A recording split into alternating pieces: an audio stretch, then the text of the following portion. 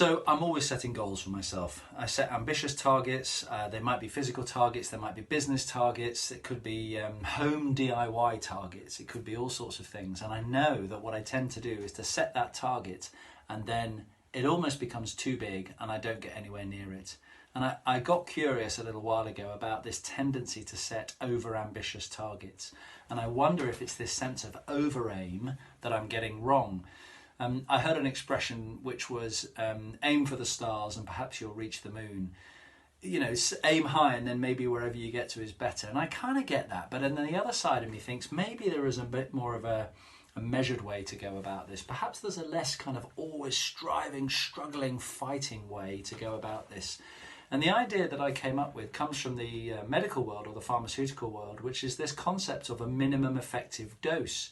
What's the minimum effective dose of a drug you need to administer to get the desired effect? And it's not saying maximal effective dose. It's not saying let's overdo whatever it is we're trying to do. It's saying what's the bare minimum? So when it comes to keeping fit, one of the things I wanted to do was to run a lot more. And I used to think I needed to run 3, 4, 5 times a week. And then I decided, why don't I just try and run 1 mile a day?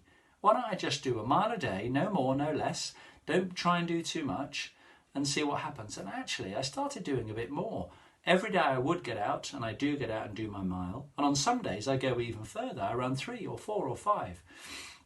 So as a bare minimum, that's 7 miles a week. Sometimes, and more often than not, it goes up to 10, 12, 15 miles in the week because I'm actually enjoying myself once I'm out. And that can apply to all sorts of things. That could apply to getting new clients and new customers. Instead of saying, right, I'm going to get 1 new client every week and really try and grow my business. What if I said I was going to get 3 clients this year, 3 new clients this year, and really make the most of them? So it's a different way to approach the same problem. It happened with a coaching client where she decided she was going to be much more assertive and much more forceful. I said, right, I'm going to speak my mind in every single meeting. And I said, whoa, hold on. What would be the minimum effective dose? When could you practice this skill in a small way and regularly that would allow you to exercise this muscle you've not so far exercised instead of being too ambitious and falling short?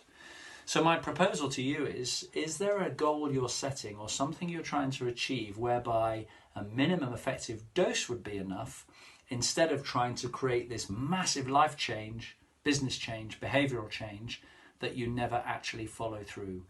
One thing done well and done consistently could be much more powerful than lots and lots of things you try and initiate that you never actually achieve. The minimum effective dose principle. I hope that's been useful.